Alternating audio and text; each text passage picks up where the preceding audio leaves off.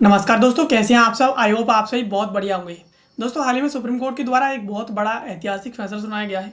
हाल ही में supreme court के द्वारा फुटपाथ पर चलने को एक फंडामेंटल राइट डिक्लेयर कर दिया है। यानी अब तक फुटपाथ पर चलना फंडामेंटल राइट नहीं था, लेकिन हाल ही में सुप्रीम कोर्ट ने इसे एक फंडामेंटल राइट डिक्लेयर कर दिया है। अब ये एक फंडामेंटल राइट होगा, यानी ये आपके एक मौलिक अधिकार के तौर पर अब ये कंसिडर किया जाएगा। हाल ही में सुप्रीम कोर्ट के द्वारा कहा गया है कि फुटपाथ पर चलने के अधिकार को मौलिक अधिकार इनके द्वारा घोषित किया है, और इसके साथ ही कानून में बदलाव की मांग की है कि अब इसके साथ अब ये फंडामेंटल राइट बन गया, तो अब इसे कानून में ऐड किया जाएगा संवैधानिक रूप से। तो हाल ही में सुप्रीम कोर्ट के द्वारा ये फैसला सुनाते हुए अपना आदेश दिया है। चलिए इसके बारे में थोड़ा विस्तार से समझते हैं कि आखिरकार ये फंडामेंटल राइट में कैसे ऐड किया गया है, इसके पीछे का विवाद क्या रहा है, उसके बारे में थोड़ा विस्तार से समझेंगे। इसके साथ साथ फंडामेंटल राइट्स के बारे में समझेंगे कि आखिरकार फंडामेंटल राइट्स क्या चीज़ है। चलिए समझते हैं।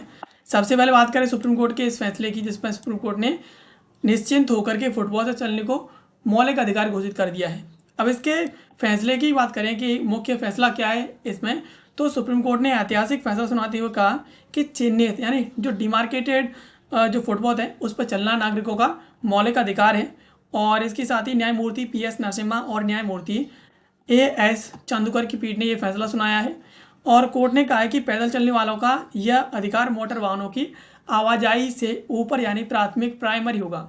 यानी जो पैदल चलने का अधिकार है वो मोटर वाहन जो चलते हैं उनसे प्राइमरी है, यानी मोटर वाहन खड़े हो जाएंगे, लेकिन उस जगह पर पैदल यात्री निकलेंगे पहले, उसके बाद वहाँ पर मोटर वाहन निकलेंगे। इस प्रकार से पैदल चलने को प्राथमिकता सुप्रीम कोर्ट के द्वारा हाल ही में दी गई है। यानी फुटपाथ चिन्हित है, वहाँ पर वाहनों की तुलना में पैदल चलने वालों को अधिकार को प्राथमिकता दी जाएगी। यानी जहाँ पर फुटपाथ चिन्हित कर रखा है रोड साइड पर, तो वहाँ पर फुटपाथ पर पब्लिक पहले चलेगी, उसके बाद रोड चले जो वाहन है वो चलेंगे। ऐसा हाल ही में सुप्रीम कोर्ट ने कहा है।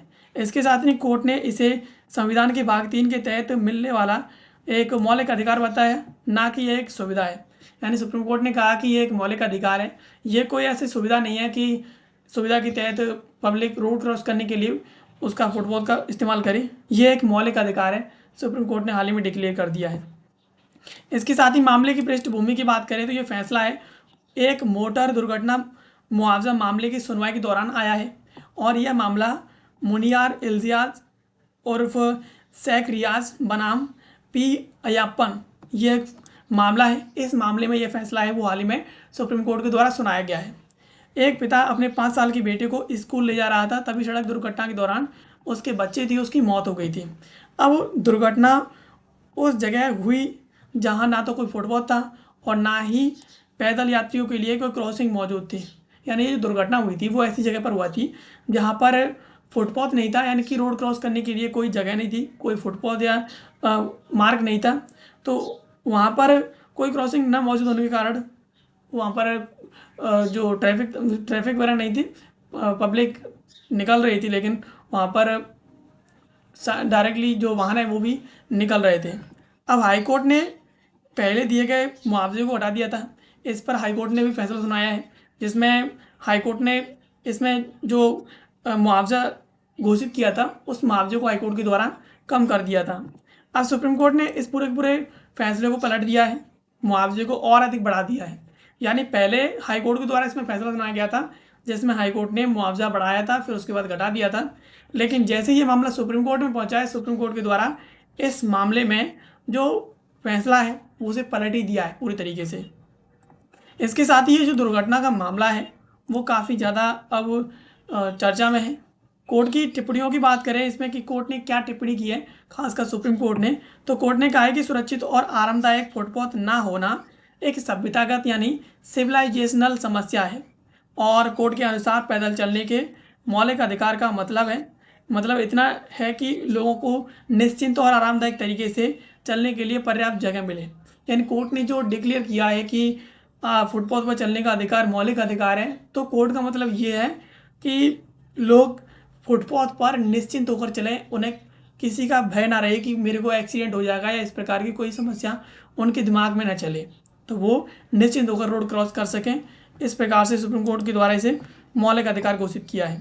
इसके साथ ही कोर्ट ने बताया कि मोटर वाहन अधिनियम मूल रूप से वाहन को केंद्र में रखकर बनाया गया है, जबकि इंसानों यानी पैदल यात्रियों के हित को यहाँ पर गॉड यानी इंसिडेंटल माना गया है। यानी जब मोटर वाहन अधिनियम बनाया गया था तो उसमें वाहनों को सेंटर में रखा गया है, केंद्र में रखा गया है, लेकिन जो पैदल यात्री हैं उनको गॉड रखा गया है, उनका इसमें हित पर ज़्यादा ध्यान नहीं दिया गया है। इसके साथ ही कोर्ट ने स्पष्ट किया है कि मौजूदा जो कानून ढांचा है उसमें पैदल यात्रियों का अधिकार गौड़ है, जबकि मोटर वाहन इस कानून का मुख्य उद्देश्य है। तो मोटर वाहन अधिनियम है तो उसमें जो पूरी तरीके से फोकस किया गया है वो वाहनों पर किया गया है। इसके साथ ही इसी वजह से कोर्ट ने ज़रूरी माना है कि पैदल चलने के अधिकार को स्पष्ट रूप से मौलिक अधिकार यहाँ पर घोषित किया जाए। यानी यहाँ पर जो अधिनियम है उस अधिनियम में तो पैदल यात्रियों के लिए कोई व्यवस्था नहीं की गई है, तो इस जगह पर सुप्रीम कोर्ट के द्वारा ध्यान देते हुए इसे ज़रूरी माना कि यहाँ पर पैदल चलना मौलिक अधिकार होना चाहिए, ताकि कोई इस प्रकार का अधिनियम जो है यात्रियों को, पैदल चलने वालों को परेशानी, इस प्रकार के अधिनियमों की वजह से कोई परेशानी ना आए। इसके साथ ही जो फैसले का संवैधानिक आधार है, यानी जो फैसला कोर्ट के द्वारा सुनाया गया है उसका कॉन्स्टिट्यूशनल बेस क्या है उसकी बात करें तो कोर्ट ने कहा है कि पैदल चलने का अधिकार संविधान के भाग 3 के अंतर्गत आने वाला एक मौलिक अधिकार है, और यह अधिकार अनुच्छेद 19(1)(d) के तहत मिलने वाला आवागमन की जो स्वतंत्रता का हिस्सा है। यानी ये जो अधिकार मिलता है 19(1)(d) के तहत, यानी आवागमन की स्वतंत्रता, उसका एक अभिन्न हिस्सा है, तो इसके तहत जो है अब यात्री आराम से निकल सकेंगे। इसके अलावा इसे अनुच्छेद 19(1)(a), 19(1)(b), 19(1)(c) के साथ जोड़कर पढ़ा जाना चाहिए। यानी 19(1)(d) है उसे 19(1)(a), 19(1)(b), 19(1)(c) के साथ ही जोड़ करके पढ़ा जाएगा। इसके साथ ही यह अधिकार अनुच्छेद 21 यानी जीवन और व्यक्तिगत स्वतंत्रता का जो अधिकार है उससे भी जुड़ा हुआ है। कोर्ट ने यह कहा कि यहाँ पर सड़क मौजूद है वहाँ पर फुटपाथ को चिन्हित और संधारित यानी मेंटेन करने का दायित्व लागू होने योग्य एनफोर्सेबल है। यानी जहाँ पर फुटपाथ चिन्हित है तो वहाँ पर ये लागू होगा पूरी तरीके से, और जहाँ पर लागू नहीं होगा वहाँ के लिए ये जो मौलिक अधिकार है वो है। इसके अलावा फैसले का असर और आगे की दिशा की बात करें कि अब ये फैसला जो सुप्रीम कोर्ट ने सुनाया है उस फैसले का अब भविष्य में क्या प्रभाव पड़ने वाला है, तो कोर्ट ने सार्वजनिक प्राधिकरणों पर फुटपाथ बनाने का और उनका रखरखाव करने का बाध्यकारी दायित्व डाल दिया है। इसके साथ ही इस मामले को सुप्रीम कोर्ट में एक अलग कार्रवाई में बदल दिया गया है, और इससे पैदल यात्रियों के अधिकार और बुनियादी ढांचे से जुड़े जो बड़े मुद्दे हैं उन पर विस्तार से विचार किया जा सके। यानी जो पैदल यात्री हैं जिनके आने जाने और निकलने में, रोड क्रॉस करने में समस्याएं होती हैं, तो इनसे संबंधित जो और मुद्दे हैं उनको अब इस बेस पर सुलझाया जा सकेगा। इसके साथ ही कोर्ट ने केंद्र सरकार से संबंधित मंत्रालयों के जरिए इस मामले में सहयोग करने के लिए कहा है कि फुटपाथ का जो मामला है वो अब केंद्र सरकार और जो मंत्रालय हैं वो इसमें हेल्प करेंगे। इसके साथ ही वरिष्ठ अधिवक्ता जो मामिदी पुड़ी वी मुकुंदा है को न्याय मित्र यानी एमिकस क्यूरियाई नियुक्त किया गया था, जिन्होंने कोर्ट की सहायता की थी। यानी इनको जो वरिष्ठ अधिवक्ता थे इनको न्यायिक मित्र यहाँ पर घोषित किया गया था, बनाया गया था। इसके साथ ही गौरतलब है कि इससे पहले मई 2025 में भी सुप्रीम कोर्ट ने राज्यों को फुटपाथ के लिए मानक तय करने के लिए निर्देश दिए थे, और यह ताज़ा फैसला उसी दिशा में एक और सबूत है। यानी मई 2025 में सुप्रीम कोर्ट के द्वारा फुटपाथ से संबंधित एक मामला था उसमें राज्यों को निर्देश दिए थे कि उनके लिए कोई मानक तय किए जाएं, लेकिन ये जो फैसला जो सुप्रीम कोर्ट ने हाल ही में सुनाया है वो उसकी दिशा को और अधिक मजबूत कर देता है। अब यहाँ पर बात करें कि आखिरकार ये जो मौलिक अधिकार है वो क्या चीज़ है, यानी मौलिक अधिकार क्या होते हैं इसकी बात करें तो मौलिक अधिकारों की परिभाषा की बात करें तो मौलिक अधिकार वे बुनियादी अधिकार हैं जो भारतीय संविधान हर नागरिक को प्रदान करता है और जिन्हें न्यायालय में लागू करवाया जा सकता है। यानी मौलिक अधिकार वो अधिकार हैं जो हर एक नागरिक को प्राप्त हैं संविधान के अनुसार और उन्हें न्यायालय में लागू किया जा सकता है। इसके साथ ही ये जो अधिकार है वो संविधान के भाग 3 में दर्ज हैं और ये अधिकार अनुच्छेद 12 से लेकर के अनुच्छेद 25 तक फैले हुए हैं। इन अधिकारों को संविधान का सबसे महत्वपूर्ण हिस्सा माना जाता है क्योंकि ये नागरिक की गरिमा और स्वतंत्रता की रक्षा करते हैं। यानी मौलिक अधिकार एक इंसान के लिए बहुत ही ज़्यादा अहम और महत्वपूर्ण है क्योंकि ये उसकी गरिमा और स्वतंत्रता को बहुत ही हद तक प्रोटेक्ट करते हैं। इसके साथ ही संसद सामान्य कानून बना करके इन अधिकारों को छीन नहीं सकती है, हालांकि संविधान संशोधन के जरिए इनमें परिवर्तन किया जा सकता है। यानी मौलिक अधिकारों के अंदर संसद कानून बना करके, अगर कोई नॉर्मल कानून बना करके इसमें संशोधन करने की कोशिश करे तो इन अधिकारों को संसद छीन नहीं सकती है। हालांकि संविधान संशोधन करके इन अधिकारों में थोड़ा बहुत परिवर्तन किया जा सकता है। इसके साथ ही जो मौलिक अधिकारों के प्रकार है उसकी बात करें तो यहाँ पर पहला जो अधिकार है वो है समानता का अधिकार, यह अनुच्छेद 14 से 18 तक आता है। दूसरा है वो स्वतंत्रता का अधिकार है, यह अनुच्छेद 19 से 22 तक आता है। तीसरा है वो शोषण के विरुद्ध अधिकार है, यह अनुच्छेद 23 से 24 तक आता है। फिर आता है धार्मिक स्वतंत्रता का अधिकार, यह अनुच्छेद 25 से 28 तक आता है।